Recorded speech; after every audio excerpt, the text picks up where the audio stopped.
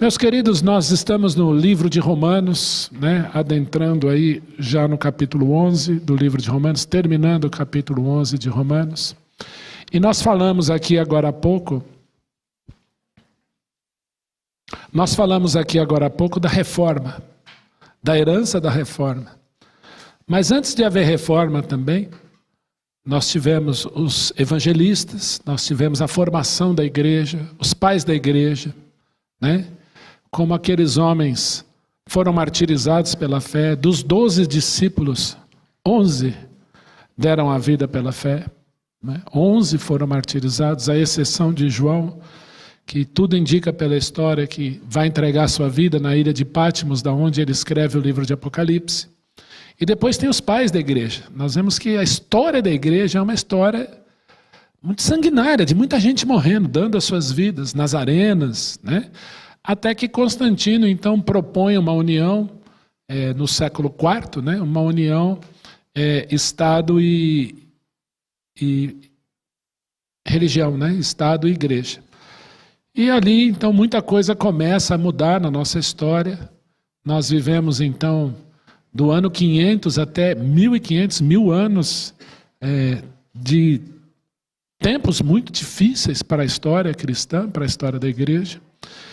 Mas, quando nós lemos o livro de Hebreus, no capítulo 11, e aquela lista dos heróis da fé, nós temos os heróis anônimos da fé.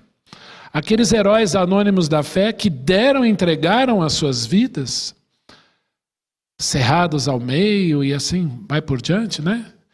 Histórias tristes de homens que foram martirizados como profetas, ainda também no tempo do Antigo Testamento. João Batista foi decapitado, né? Nós sabemos a história de João Batista. E toda a nossa herança, ela é cristã, nós temos a herança da reforma, mas a Bíblia nos fala que nós somos devedores também a um povo que entregou a Bíblia para nós. Que povo é esse? Que povo é esse?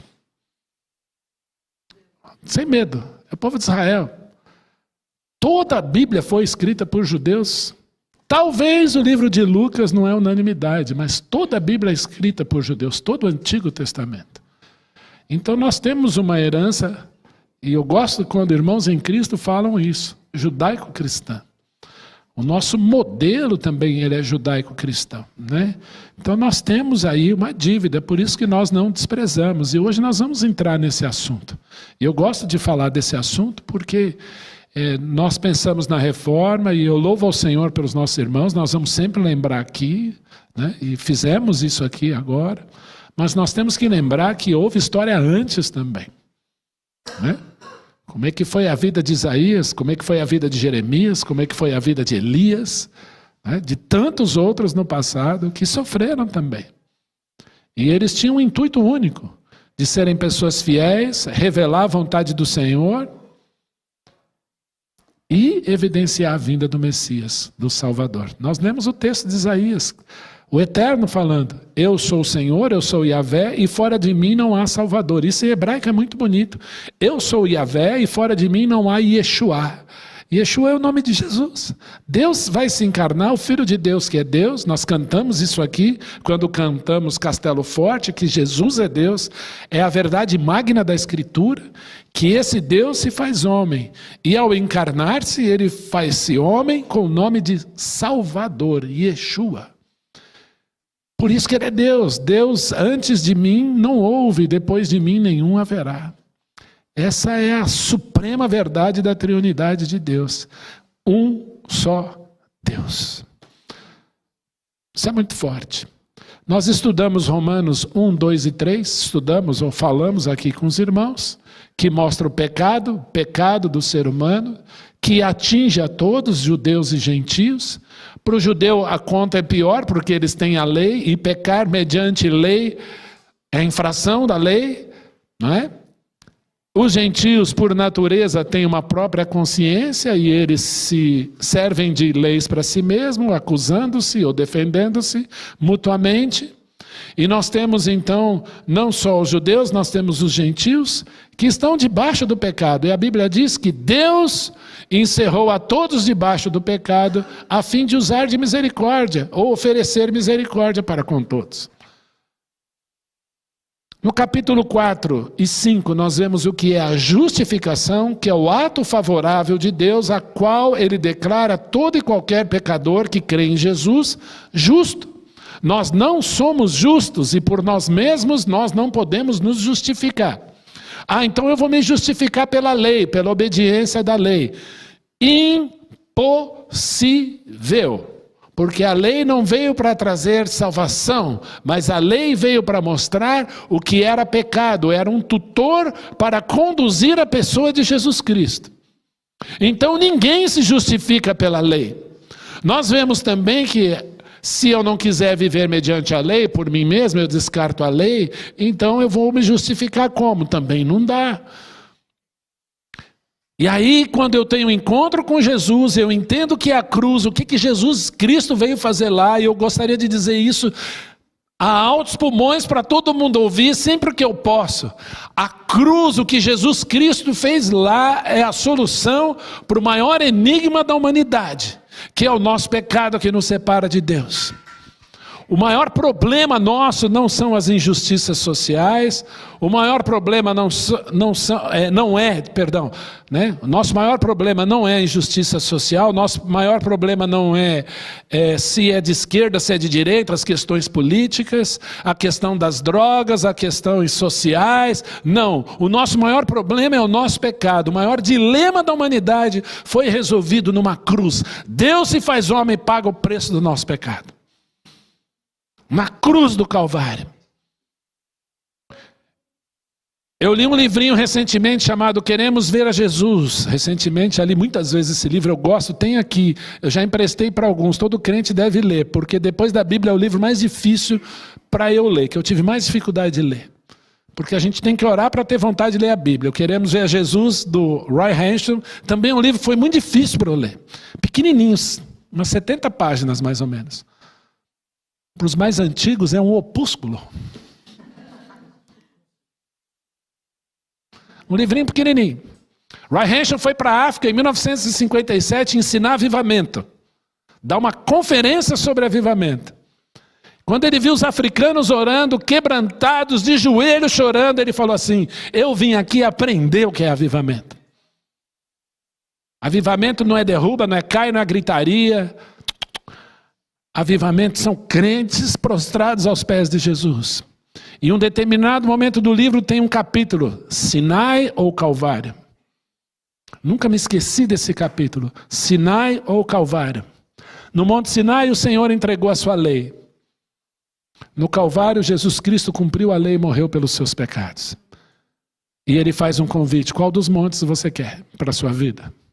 Sinai ou Calvário? No Calvário tem todas as respostas. O Senhor Jesus Cristo pagou o preço do seu pecado.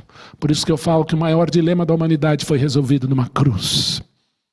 E justificação, quando você tem um encontro com Cristo, e um dos princípios da reforma é somente a fé, somente Jesus Cristo, eu passo a ser justificado.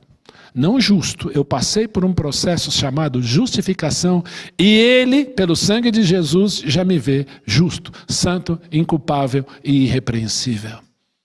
Por isso que nós falamos, é somente pela graça do Senhor Jesus. Ele me olha pela lupa do sangue de Jesus e me vê santo. Isso é justificação. No capítulo 6, como é que eu vou andar agora? Em novidade de vida. Eu preciso me considerar morto para o pecado, saber que eu fui crucificado com Cristo, sepultado com Cristo, e assim como Cristo ressuscitou, agora eu vou andar em novidade de vida, não mais por mim mesmo. Jesus ressuscitou, pagou o preço. Ande em novidade de vida.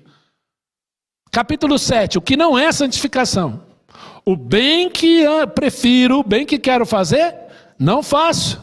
E o mal que detesto, faço. Quem vai me livrar do corpo dessa morte? Senão o Senhor Jesus Cristo? Então o que Jesus Cristo quer? Que você ande aos pés dele. Em novidade de vida, sabendo que você já morreu para o pecado.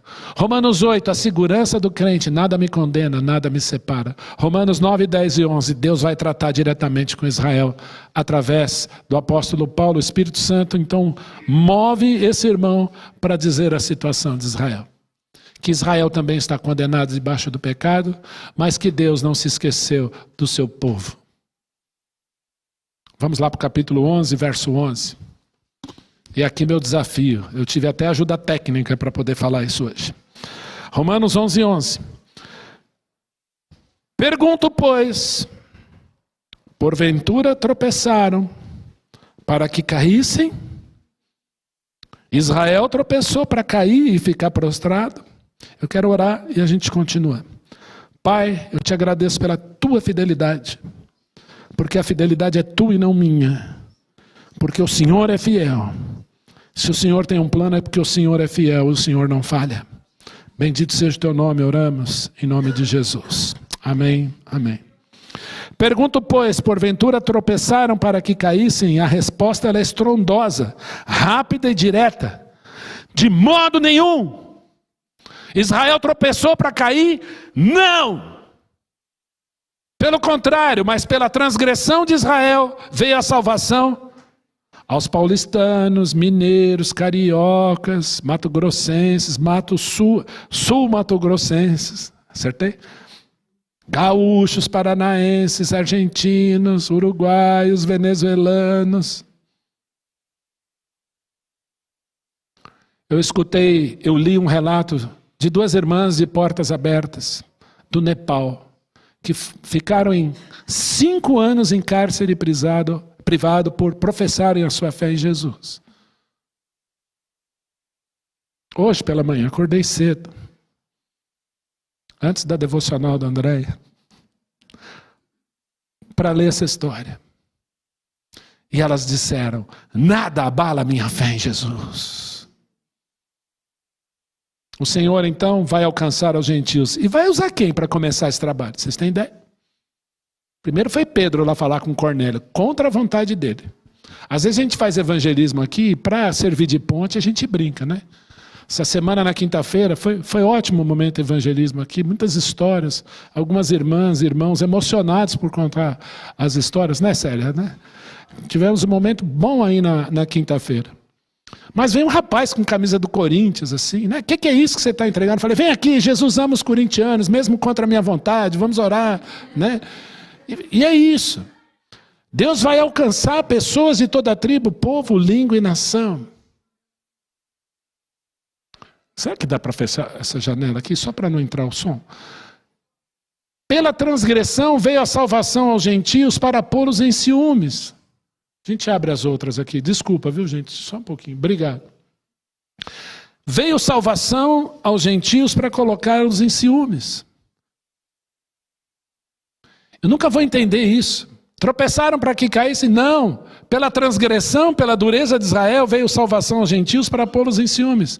Primeiro vai Pedro lá conversar com Cornélio. Lembrei, retomei agora. Depois, Paulo.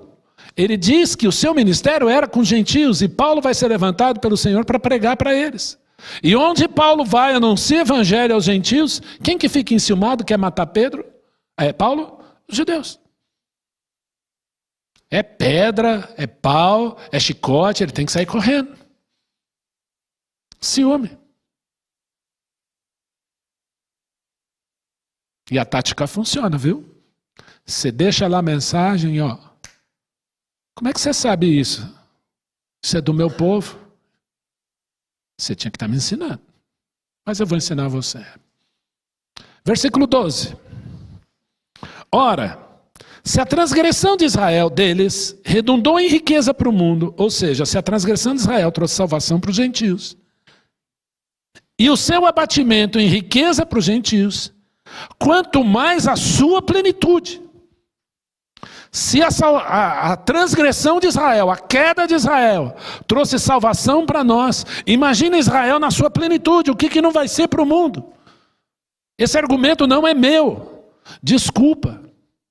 Deus não trocou um povo pelo outro, Ele levantou um povo que não era povo, ovelhas que não eram ovelhas, para colocá-los em ciúmes. E quando eles forem restaurados, imaginam que não vai ser esse mundo. Dirijo-me a vós outros, que sois gentios. Essa palavra é para você agora. Visto, pois, que eu sou apóstolo dos gentios, glorifico o meu ministério. Desculpa, gente, essas palavras não são minhas. Para ver se de algum modo posso incitar a emulação os do meu povo e salvar alguns deles. Esse é o testemunho deles. E ele, Paulo, foi usado para a salvação de alguns e muitos deles. Porque se o fato de terem sido eles rejeitados trouxe reconciliação ao mundo, a você e a mim, que será o seu restabelecimento, se não vida dentre os mortos? Gente, eu preciso explicar isso aqui. Vocês estão entendendo isso aqui? E se forem santas as primícias da massa, igualmente o será a sua totalidade. Se for santa a raiz, também os ramos o serão. Se, porém, alguns dos ramos foram quebrados, e tu, gentio, você e eu, sendo oliveira brava, foste enxertado em meio deles, e te tornaste participante da raiz e da seiva da oliveira, não te glorie contra os ramos. Porém, se tu te gloriares, sabe que não és tu que sustentas a raiz, mas a raiz a ti. Paulo está nos ensinando gratidão aqui. Paulo está nos ensinando, o Espírito Santo de Deus, através de Paulo, está nos ensinando que nós não éramos povo. Vós que não eres povo, agora vos tornastes participantes da oliveira. Dirás, pois, alguns ramos foram quebrados para que eu fosse enxertado. Verdade. Bem, pela sua incredulidade foram quebrados. Tu, porém, mediante a fé estás firme. Não te ensoberbeças, mas teme. Por quê? Se Deus não poupou os ramos naturais, também não te poupará. Quantos saíram do Egito? Pelo menos 2 milhões. Quantos entraram na terra prometida? Josué e Caleb. O resto nasceu no deserto. Isso é forte. E Deus, trata com Israel assim. Ah, eu sou crente, eu sou filho do rei, aleluia, eu sou de Jesus. Teme, viu? Anda na linha. Olha a aula que o Marcos deu hoje de manhã aqui. O Marcos deu uma aula aqui hoje. Quem não pôde assistir, Marcos Dumbra, assista. Estava lá na sala dos jovens, não tem problema. Entra no YouTube e assista, vale a pena. Como nós devemos andar. Aula forte. Deus não poupou os ramos naturais, também não te poupará. Não estou falando aqui de perda de salvação, mas de um Deus que disciplina aquele a quem ama. Ele fez isso com Israel. Você acha que com você vai ser diferente comigo? Presta atenção agora. Considerai, pois, a bondade e a severidade de Deus para os que caíram. Severidade. Mas para contigo a bondade de Deus. Se nela permanecerdes de outra sorte, tu também serás cortado. Quero entender isso, pastor. O Senhor Jesus Cristo que disse assim, todo aquele que está em mim e der fruto, o Pai o limpa, para que faça o quê? Produza mais fruto ainda. Quem está em Cristo tem que dar fruto. E eu já disse aqui, qual a diferença de fruta e fruto? Fruta é banana, maçã, pera, mamão, abacate, cupuaçu, aquelas que você gosta aí. Cajá, né? Tem umas que você não sabia que isso era fruta. E fruto? Frutou com o? É a semente que vai gerar outro. Deus nos chamou para dar frutos, para gerar vidas. Então, aonde você for, as pessoas precisam saber quem é o seu Deus. O que você crê. Crianças levam outras crianças para Jesus. Nós conhecemos um missionário lá em Israel, e lá é proibido adultos falar de Jesus para as crianças, então os filhos dos missionários estão testemunhando para as crianças judias na escola. Você, criança, precisa testemunhar de Jesus. Você, adolescente, na sua sala de aula, você não pode ser igual, você tem que ser diferente. E as pessoas precisam saber quem é o seu Deus e se apaixonar pelo seu Deus. Por esse Jesus que está aqui na sua fronte. Quem é esse teu Deus? Da onde vem tanto amor? É isso. Porque quem está em Cristo dá fruto. Quem não está em Cristo não dá fruto. E Jesus te chamou para dar fruto, para multiplicar. Deu para entender isso? Por isso nós incutimos nos nossos filhos o amor de Jesus. Porque cedo ou tarde eles vão falar do amor de Jesus. E se não falar, tem alguma coisa errada. Se não viver Jesus, tem alguma coisa errada. Durante 18 anos eu ia para uma escola falar do amor de Jesus, sempre com uma camiseta diferente. Carlão vinha lá dos Estados Unidos, traz camiseta para mim, sempre para provocar. O que é isso? E falava. Porque eu quero ser um outdoor de Jesus onde eu for.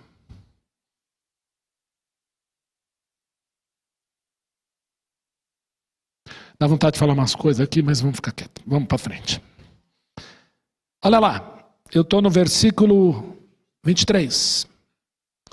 Eles, se não permanecerem na incredulidade, serão enxertados, pois Deus é poderoso para os enxertar de novo.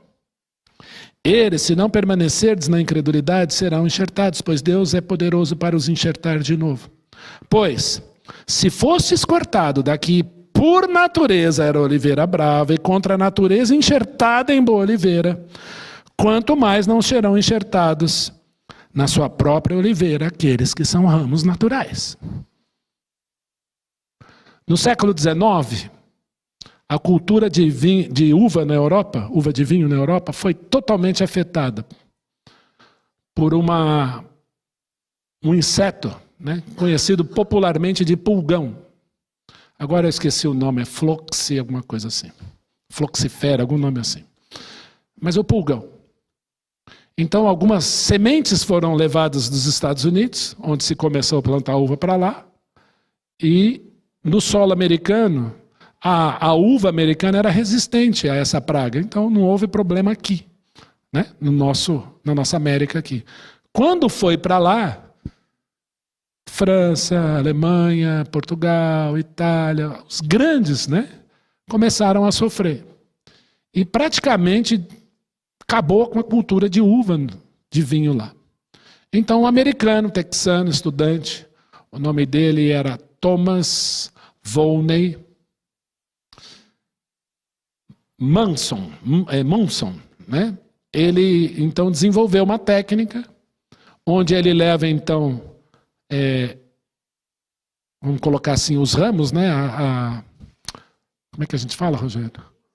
As mudinhas, obrigado, as mudas, né? Americanas para lá.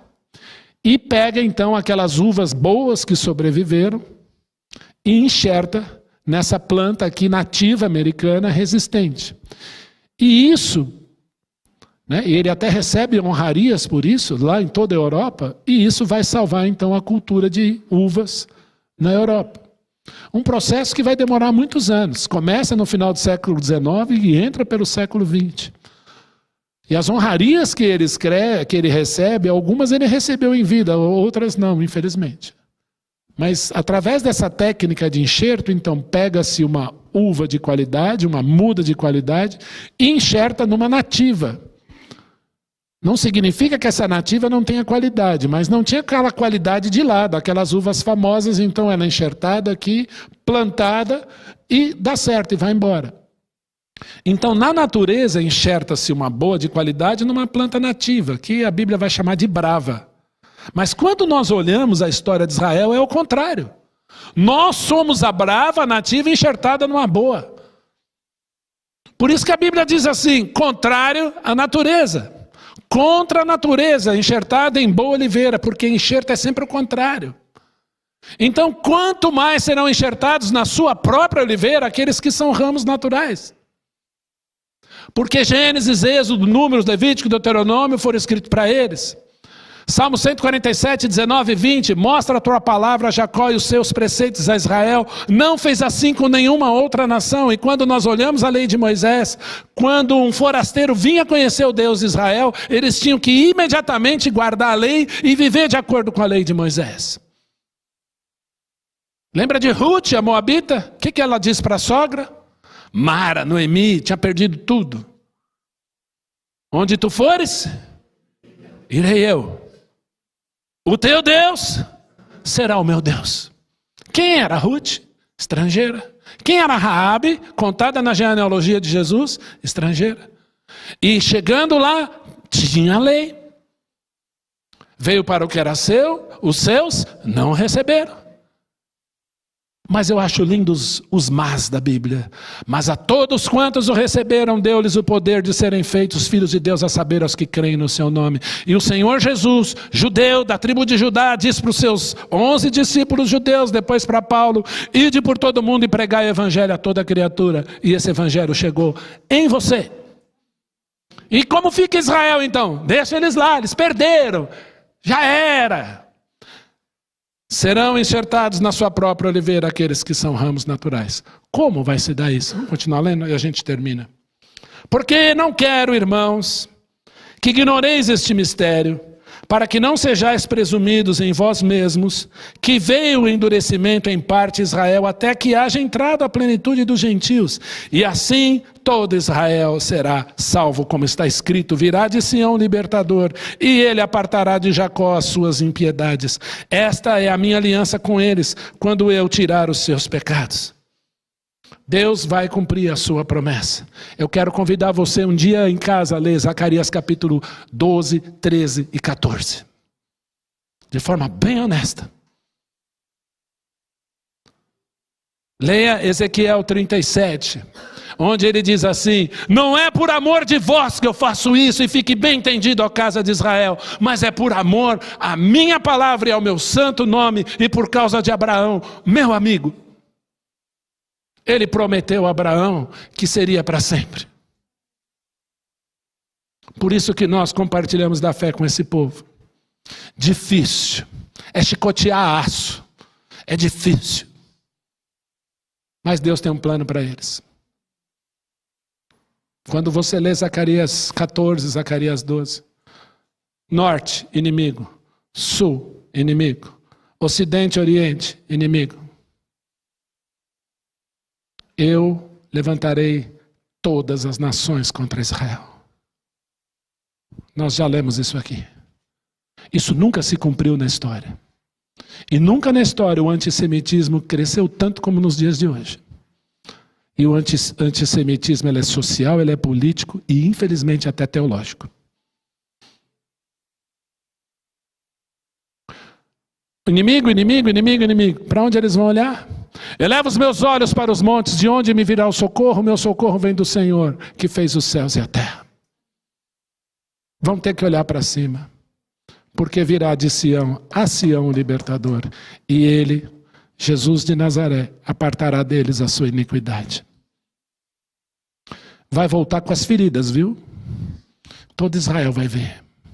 É o remanescente, é verdade, mas vão ver. Mas nós lemos aqui: diga ao norte, entrega; diga ao sul, não retenha. Ajunta todo mundo lá. Deus vai aparecer para eles. Talvez você não creia nisso, mas a gente tem que arrancar e jogar fora algumas páginas da Bíblia, e isso é um problema. Ou interpretar, né? De qualquer jeito. Você diz para mim: hoje eu vou jantar na sua casa. Eu posso entender assim: ele vai tomar café da manhã na minha casa. Eu estou interpretando a sua fala. Ou entender que aquilo que Deus disse é aquilo exatamente que ele queria dizer. Quanto ao evangelho, são inimigos por vossa causa. Quanto, porém, à eleição, vale para eles também, viu, gente? Amados por causa dos patriarcas Abraão, Isaque e Jacó, porque os dons e a vocação de Deus são irrevogáveis.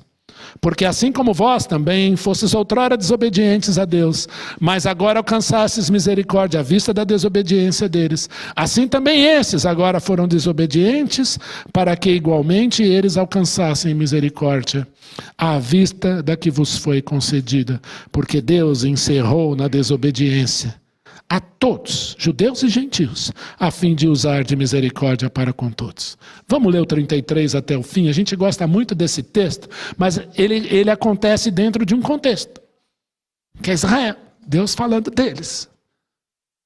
Então é com Israel que Deus faz o que ele quer, simplesmente como ele quer. E Paulo então assombrado por essa revelação maravilhosa, o que ele vai dizer? Vai comigo. Ó profundidade da riqueza, tanto da sabedoria como do conhecimento de Deus. Quão insondáveis são os seus juízos e quão inescrutáveis os seus caminhos. Quem, pois, conheceu a mente do Senhor? Ou quem foi o seu conselheiro? Ou quem primeiro lhe deu a ele, para que lhe venha a ser restituído? Porque dele, por meio dele e para ele são todas as coisas. A ele, pois, a glória eternamente. Amém. Amém. Que Deus abençoe você. Na semana que vem nós vamos retomar do 33 ao 36. Lembre-se, isso está dentro de um contexto. Um Deus que é fiel à sua palavra, que vai honrar tudo aquilo que ele prometeu.